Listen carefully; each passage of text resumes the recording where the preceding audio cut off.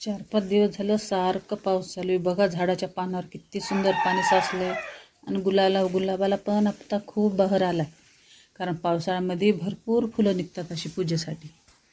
आणि आता संध्याकाळचा टाईम आहे 6चा, तर पाऊस कमी झाल्यानं आले होते टेरेसवर, तर मस्त निघलेले आहेत आळूवडीचे पानं.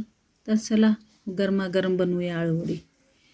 आणि मला जी वस्तू आवडते मी ते नक्कीच कोणत्या बी टेरेसवर लावल्याशिवाय राहतच नाही. तर मस्त 4-5 टायर पडलेली होती, त्याच्यामध्ये माती भरली, नारळाच्या शेंड्या भरल्या, थोडासा शेणखत भरला आणि त्याच्यामध्ये लावली होती आळूची पानं. असे गड्डे आणले होते मी आणि मस्त असे आलेले आहेत बघा. घरची वस्तू कधी पण तोडा आणि कधी पण खा, कुणाची वाट बघायची नाही की काही नाही. तर बघा स्वच्छ धुवून घेतलेले आहेत असे. आणि तुम्ही कशा पद्धतीने बनवता काय नाही मला कमेंटमध्ये नक्की सांगा. मस्त टाकलेलं आहे भरपूर लसूण, कोथिंबीर, आपले जिऱ्याचं पावडर, हळद, मीठ, लाल तिखट आणि थोडासा ओवा. अशा पद्धतीनं बॅटर मस्त बनवून घेतलेलं आहे मी. आणि थोडीशी कोथिंबीर जास्त टाकीत असते. आणि आळूवडी तर मला खूप आवडते, आणि अशा पावसामध्ये तर एकदम गरमागरम. मग काय, चला बनवायला करू तयार. तर मस्त बॅटर बनवून घ्यायचं आहे मला. असं पतलं बॅटर करायचं, कारण आपल्या भज्याचं बॅटर असतं तसं नसतं. आळूवडीसाठी एकदम पातळच बॅटर लागतं. आणि घट केलं की मधून अशी खुसखुशीत बनत नाही आपली आळूवडी. तसं मीडियम आकाराचं मी दाखवते तसंच बॅटर बनवायचं. आणि अशा पद्धतीने बी मी बनवते. आणि कुणी गोल कट करून पण बनवतात. आता वेगळ्या गावाची वेगळी पद्धत असते, पण आमच्या इकडं तर मी सहसा तर असंच बनवते, एकदम सोपा सरळ तरीका. तर मस्त बनवून घेतलेलं आहे. तेल पण ठेवलेलं आहे मी गरम करायला आता. आणि असे मग सगळे पाने एकदाच लावून घेत असते. आणि मग जसे कोणी आले त्यांना तळून देत असते एकदम गरम गरम, कारण पावसाळ्याचं तर गरम खाण्याचीच मजा आहे ना, गार खाऊच वाटत नाही. तर मस्त असे फ्राय करून घेतलेले आहेत मी.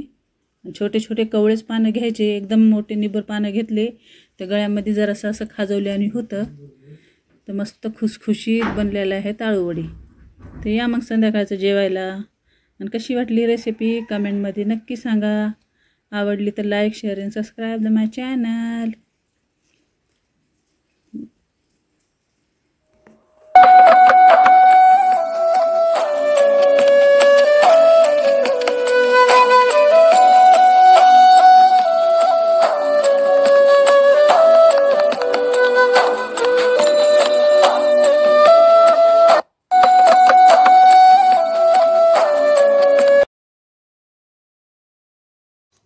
तर चला मंडळी, आज करूया देवाचे दिवे एकदम क्लीन आणि स्वच्छ. पावसाळा चालू आहे, त्याच्यामुळं पितळाचं आणि तांब्याचं सामान खूप खराब होतं. ऊन राहिलं की छान राहतात ह्या अशा वस्तू. आता काय नाही, गरम पाणी घेतलेलं आहे, थोडंसं मीठ टाकून लिंबू टाकून मी उकळत ठेवलेले आहेत हे दिवे. पुन्हा काढून घ्यायचे, थोडीशी रांगोळ घेऊन मस्त हातानं रगडायचे.